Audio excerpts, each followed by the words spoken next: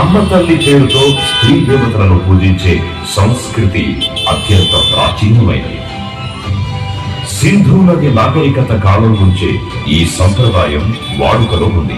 అలాంటి ఆచారం దక్షిణాదిలో ద్రవిడ సంస్కృతిలో అంతర్భాగమై తెలంగాణ నేల మీద కూడా వందలాది ఏళ్ల నుంచి కొనసాగుతూ వస్తుంది.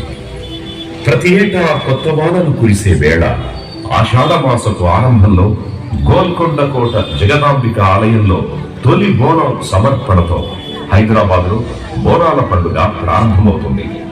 సికింద్రాబాద్లోని ఉజ్జయిని మహంకాళి ఆలయానికి ఒక ప్రత్యేక చరిత్ర.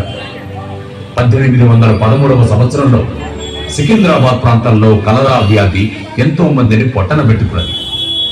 అప్పుడు సికింద్రాబాద్కు చెందిన సొర్డి అప్పయ్య ఉజ్జయినిలోని మహంకాళి అమ్మవారిని సందర్శించి ప్రజలను కలరా వ్యాధి నుంచి కాపాడితే సికింద్రాబాద్ లో విగ్రహ ప్రతిష్ఠ చేసి పూజలు